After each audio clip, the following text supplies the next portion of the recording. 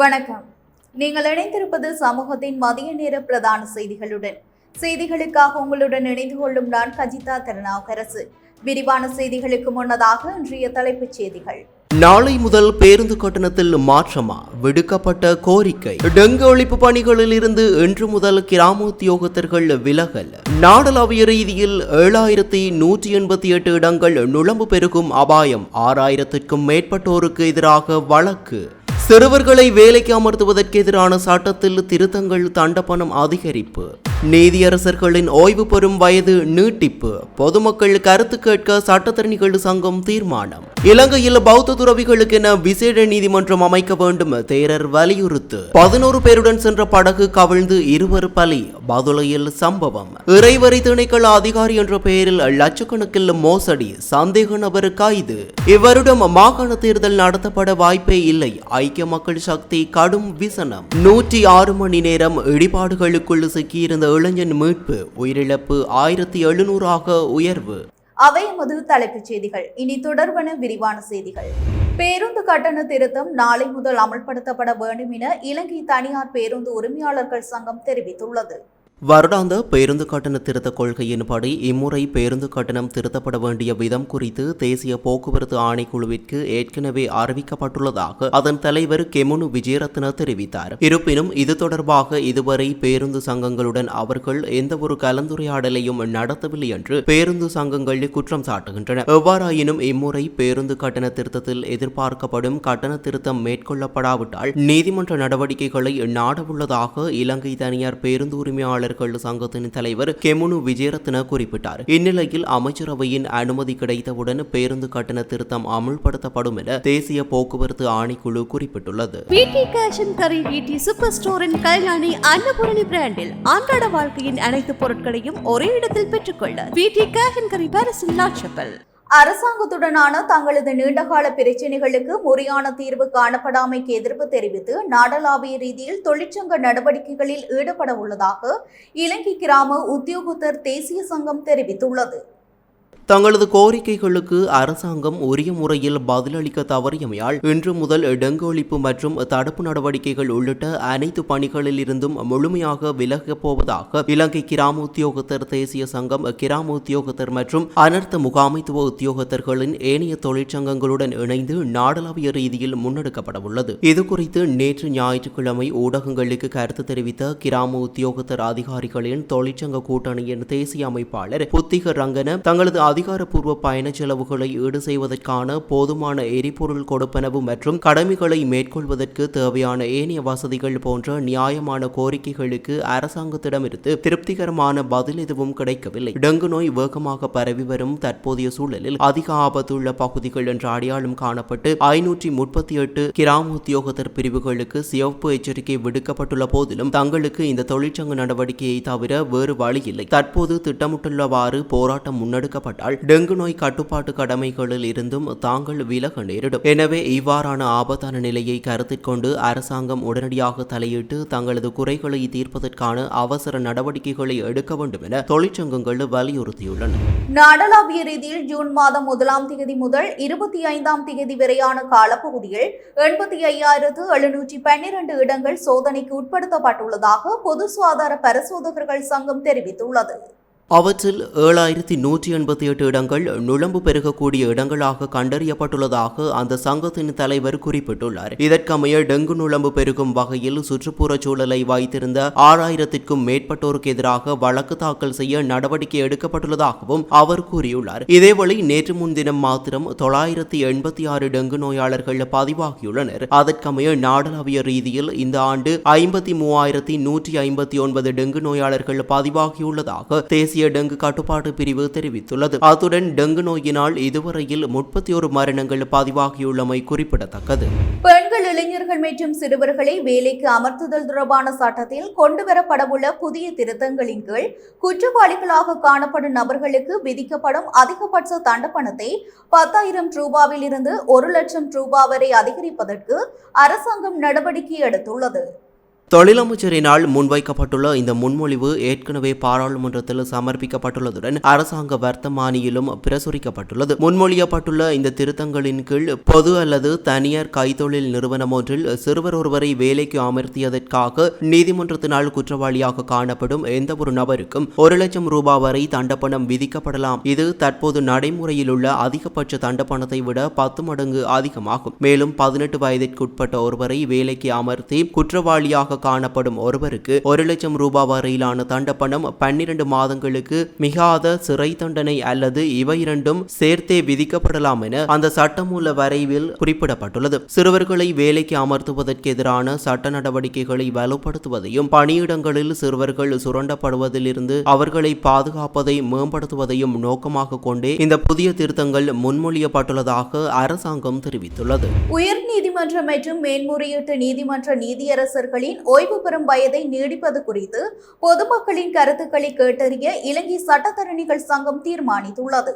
இதற்கமைய எதிர்வரும் 4ஆம் திகதி இந்த வேலை திட்டத்தை நடைமுறைப்படுத்த உள்ளதாக இலங்கை சட்டத்தரணிகள் சங்கம் குறிப்பிட்டுள்ளது. உயர் நீதிமன்றம் மற்றும் மேன்முறையீட்டு நீதிமன்ற நீதியரசர்களின் ஓய்வு பெறும் வயதை நீடிப்பதற்கான அரசாங்கத்தின் முன்மொழிவு குறித்து கலந்துரையாடுவதற்காக இலங்கை சட்டத்தரணிகள் சங்கத்தின் செயற்குழு அண்மையில் கூடியிருந்தது. இதன்போது குறித்த முன்மொழிவை நடைமுறைப்படுத்த வேண்டாம் என ஜனாதிபதியிடம் எழுத்துப்பூர்வமாக கோரிக்கை விடுக்க தீர்மானிக்கப்பட்டதுடன் இது குறித்து பொதுமக்களின் கருத்துக்களை பெற்றுக்கொள்வதற்கும் முன்மொழியப்பட்டது. இதன்படி எதிர்வரும் 4ஆம் இலங்கை சட்டத்தரணிகள் சங்கத்தின் சட்டத்தரணிகள் சபை கூட்டத்தின் பின்னர் குறித்த பொதுமக்களின் கருத்துக்களை பெற்றுக்கொள்ளும் வேலை திட்டம் முன்னெடுக்கப்பட உள்ளது. இதேவேளை உயர்நீதிமன்றம் மற்றும் மேன்முறையீட்டு நீதிமன்ற நீதியரசர்களின் ஓய்வு பெறும் வயதை நீடிக்கும் முன்மொழிவு குறித்து கலந்துரையாடுவதற்காக நீதி சேவை சங்கமும் பொதுச்சபை கூட்டத்தை கூட்டுவதற்கு தீர்மானித்துள்ளது. இலங்கையில் பௌத்த துறவிகள் எதிர்கொள்ளும் ஒழுக்க நெறி மற்றும் சிவில் விவகாரங்களை கையாள்வதற்கும் அவர்களின் கௌரவத்தையும் பௌத்த சாசனத்தின் உன்னத நிலையையும் பாதுகாப்பதற்கும் பௌத்த துறவிகளுக்கென தனித்துவமான விசேட நீதிமன்ற கட்டமைப்பு உடனடியாக உருவாக்கப்பட வேண்டும் என பலாங்குட கசப்ப தேரர் வலியுறுத்தியுள்ளார். பொசன் பௌர்ணமி தினத்தை முன்னிட்டு நேற்று காணொலியூடாக இடம்பெற்ற விசேட தர்ம போதனையின் போது அவர் இந்த கருத்தை வெளியிட்டார். அவர் மேலும் தெரிவிக்கையில், இலங்கையின் அரசியலமைப்பின்படி பௌத்த சாசனத்தை பாதுகாப்பது அரசாங்கத்தின் முதன்மையான கடமையாகும் என்றும் துறவிகளின் கௌரவத்தை உறுதிப்படுத்தும் வகையில் தனியான நீதித்துறை அமைப்பு உருவாக்கப்பட வேண்டியது காலத்தின் தேவையாகும் என்றும் குறிப்பிட்டார். 1815ஆம் ஆண்டு கண்டி ஒப்பந்தத்தின் 5ஆம் பிரிவிலும் 1978ஆம் ஆண்டு அரசியலமைப்பின் 9ஆம் பிரிவிலும் பௌத்த மதத்தை பாதுகாத்து வளர்ப்பது அரசின் கடமையாக தெளிவாக குறிப்பிடப்பட்டுள்ளதாக அவர் சுட்டிக்காட்டினார். அதேவேளை அரசியலமைப்பின் 10 மற்றும் 14ஆம் பிரிவுகளின் மூலம் ஏனைய மதங்களை சேர்ந்தவர்களுக்கு மத சுதந்திரம் மற்றும் வழிபாட்டு சுதந்திரம் வழங்கப்பட்டிருந்தாலும் பௌத்த சாசனத்தை பாதுகாப்பதற்கான விசேட பொறுப்பு அரசாங்கத்துக்கு வழங்கப்பட்டிருப்பதை மறக்கக்கூடாது என்றும் தெரிவித்தார். முஸ்லிம் சமூகத்தின் தனிநபர் திருமணம், விவாகரத்து உள்ளிட்ட சிவில் விவகாரங்களை கையாள்வதற்காக காதி நீதிமன்றங்கள் சட்டப்பூர்வமாக இயங்கி வரும் நிலையில் அரசியலமைப்பில் முன்னுரிமை வழங்கப்பட்டுள்ள பௌத்த துறவிகளின் ஒழுக்க நெறி மற்றும் நிர்வாக சிக்கல்களை கையாளும் தனித்துவமான நீதிமன்றம் இதுவரை அமைக்கப்படாதது வரலாற்று பிழை என அவர் சுட்டிக்காட்டினார். கடந்த காலங்களில் பல்வேறு அரசுகள் பௌத்த சாசனத்திற்கு அச்சுறுத்தல்கள் இருப்பதாக கூறியிருந்தாலும் துறவிகளுக்கென பிரத்யேக நீதிமன்றங்களை சட்ட ரீதியாக நிறுவுவதில் நடவடிக்கை எடுக்க தவறிவிட்டதாகவும் அவர் குற்றம் சாட்டினார். Blue ocean group of companies இலங்கையின் வளர்ச்சியோடு உங்கள் வாழ்க்கையையும் உயர்த்துகிறோம். பதுளை ரெதிமாலியத்த குருவிதென தொட்டிலேயாய பகுதியில் அமைந்துள்ள லோக்கல்லா ஓயா நீர்த்தேக்கத்தில் படகு சவாரி செய்து கொண்டிருந்த இருவர் நீரில் மூழ்கி உயிரிழந்துள்ளனர். இவ்வாறு உயிரிழந்தவர்கள் கண்டி கடகஸ்தோட்டை பகுதியைச் சேர்ந்த 40 வயதுடைய ஒருவரும் கண்டி பூஜாரப்பீட்டிய பகுதியைச் சேர்ந்த 48 வயதுடைய ஒருவரும் ஆவர். கண்டி பகுதியிலிருந்து 33 பேரை கொண்ட குழுவினர் நேற்று முன்தினம் லொக்கலாவுயா பாதுகாக்கப்பட்ட வனப்பகுதியில் விவசாய பண்ணை என்ற போர்வையில் நடத்தப்பட்டு வந்த சுற்றுலா தலம் ஒன்றிற்கு வருகை தந்துள்ளனர். அங்கு பிறந்தநாள் கொண்டாட்டம் ஒன்றில் ஈடுபட்ட பின்னர் அந்த சுற்றுலா தலத்திற்கு சொந்தமான 2 சிறிய படகுகளை பாதுகாப்பற்ற முறையில் ஒன்றாக இணைத்து கட்டப்பட்ட மிதவை படகு மூலம் லொக்கலாவுயா குளத்தில் நடுவில் உள்ள சிறிய தீவொன்றிற்கு நீராடுவதற்காக சென்றுள்ளனர். அவர்கள் அந்த தீவில் நீராடிவிட்டு மீண்டும் கரைக்கு திரும்பிக் கொண்டிருந்த போது அந்த மிதவை படகு உடைந்து கவிழ்ந்தமையாலேயே இந்த விபத்து நேர்ந்துள்ளதாக முதற்கட்ட விசாரணைகளில் தெரிய வந்துள்ளதாக போலீசார் குறிப்பிட்டுள்ளனர். விபத்து நடந்த தருணத்தில் இந்த மிதவை படகில் 3 சிறுவர்கள் உட்பட 11 சுற்றுலா பயணிகள் இருந்ததாக தெரிவிக்கப்படுகிறது. அவர்களில் இருவர் பாதுகாப்பு அங்கிகளை அணிந்திருக்காததால் நீரில் மூழ்கி காணாமல் போயிருந்ததுடன் போலீசாரும் கிராம மக்களும் இணைந்து நடத்திய தேடல் கவர்தல் நடவடிக்கையின் மூலம் நேற்று காலை அவர்களின் சடலங்கள் மீட்கப்பட்டதாக போலீசார் தெரிவித்தனர். மகியங்கனி பதில் நீதவான் எஸ் கோவினர் நேற்று விபத்து நடந்த இடத்திற்கு சென்று முதற்கட்ட விசாரணைகளை மேற்கொண்டார். சம்பவம் தொடர்பில் ரிதி மாநில போலீசார் மேலதிக விசாரணைகளை மேற்கொண்டு வருகின்றனர். மக்களால் 3/2 பெரும்பான்மை பலத்துடன் நிறுவப்பட்ட எமது அரசை எதிர்க்கட்சிகளால் ஒருபோதும் அசைக்க முடியாது என்று அமைச்சரும் அமைச்சரவை பேச்சாளருமான வைத்தியர் நலிந்த ஜெயதிச தெரிவித்துள்ளார்.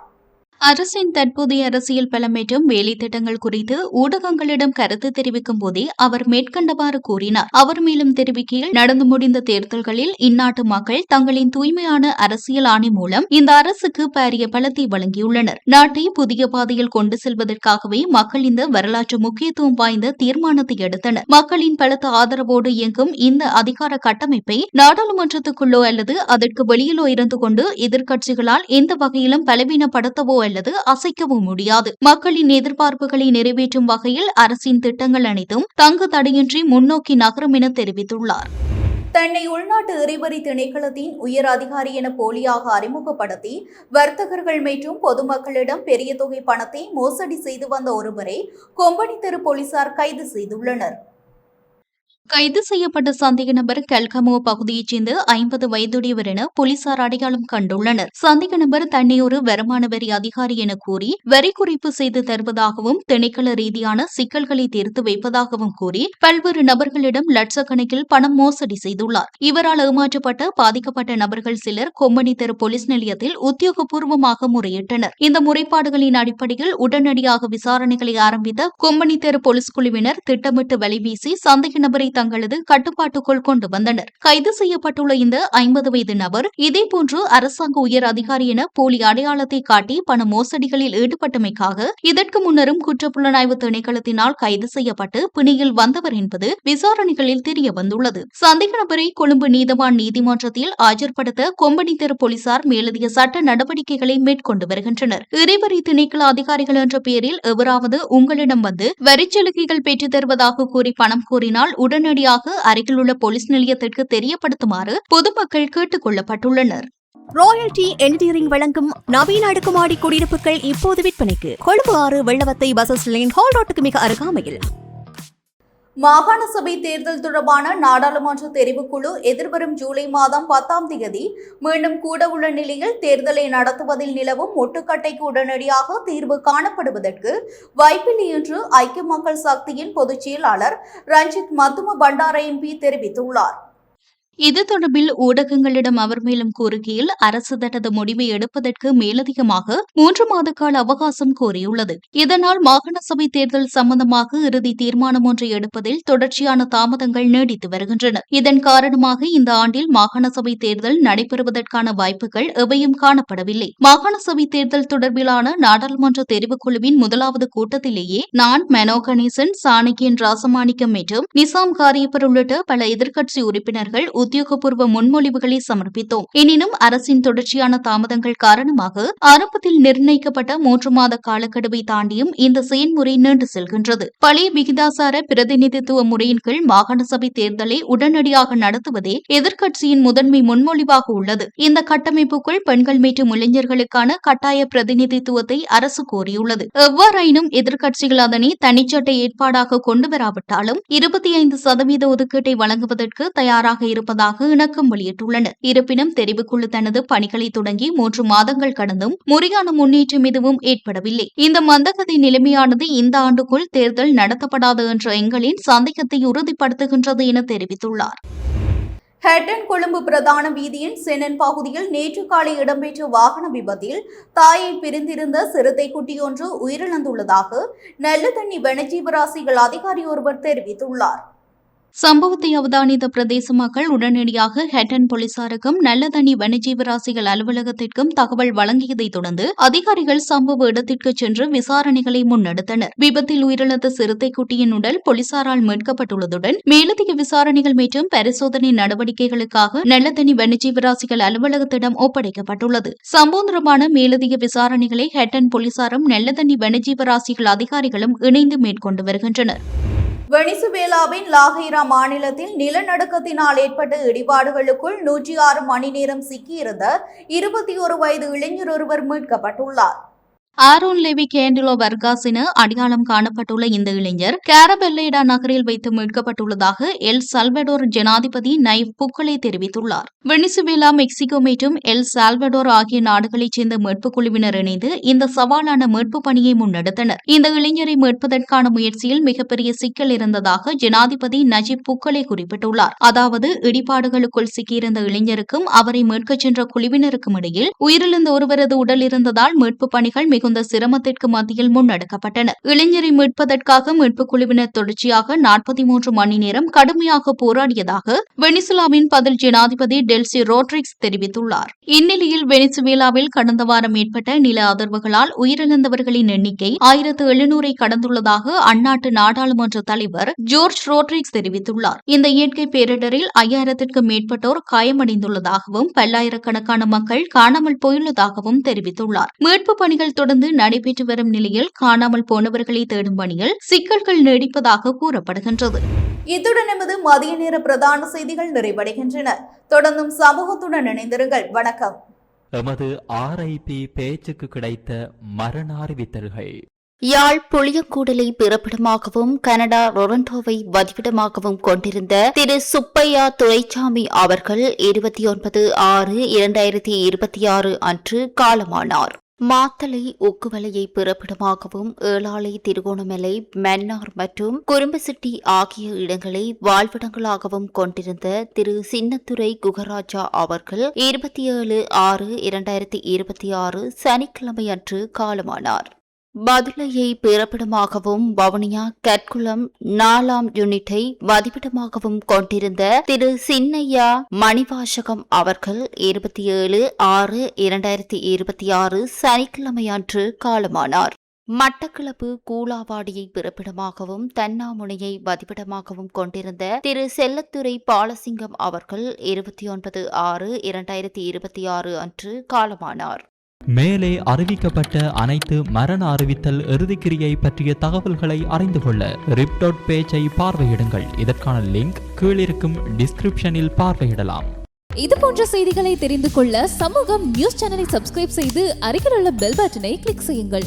மேலும் இது போன்ற செய்திகளை உடனுக்குடன் தெரிந்து கொள்ள சமூகமீடியா.com என்ற இணையதளத்தின் வாயிலாகவும் எங்களுடன் இணைந்திருங்கள்.